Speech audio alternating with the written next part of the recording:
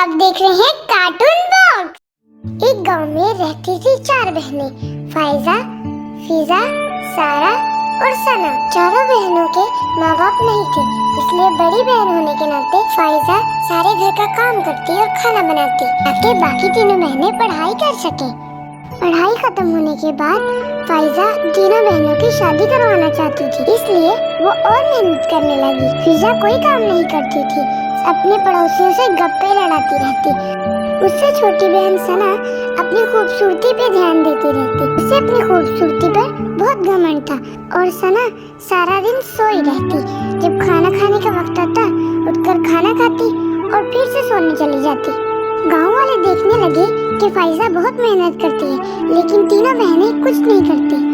अरे भाई, इन चारों बहनों में से सिर्फ फाइजा ढंग की है। अरे हाँ, इन तीनों बहनों को इतनी अकल नहीं है कि अपनी बड़ी बहन की मदद कहने के लिए बोल दे। अरे हाँ, फाइजा को खुद ही कहना पड़ेगा इनको कुछ करने के लिए। वो ही मेहनत करती है इन तीनों को खुश रखने के लिए। फाइजा के चाचा ये सब सुनते हैं और फाइजा के पास ये कहने के लिए जाते हैं कि गांव वाले सही कह रहे हैं। फाइजा को भी यही लगता है। लेकिन चाचा जी, मैं इस मुसीबत का क्या हल निकालूं? चाचा जी उसे एक तरकीब बताते हैं और फाइजा मान जाती है।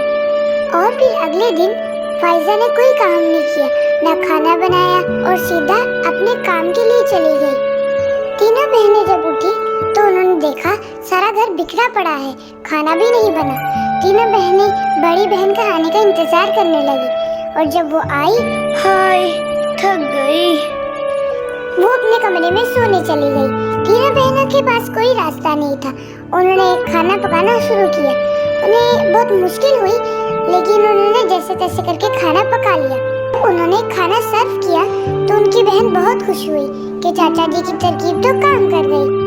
फिर भी फाइजा रुकती नहीं। अगले दिन वो फिर से अपने काम पर निकल जाती है और उसकी बहनें दोबारा से उठती हैं और सारी सफाई करती हैं और खाना पकाती हैं और आज फिर से वो खाना अपनी बहन के सामने पेश करती है। वो बहुत खुश हो जाती है। और फिर अगले दिन, चाचा जी, आपकी तरकीब तो काम कर गई। बेटा, तुम ध्यान से रहना। और हाँ, जब तक इनकी शादी नहीं ना हो जाती तब तक ऐसा ही करती रहना। इनको फिर सारा काम करना पड़ेगा बाद में।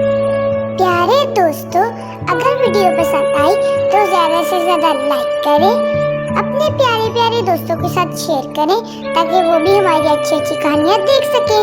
और हाँ, सब्सक्राइब जरूर कर देना, बेल आइकन को भी दबा देना ताकि हमारी हर नई आने वाली कहानी का नोटिफिकेशन आपको मिलता रहे।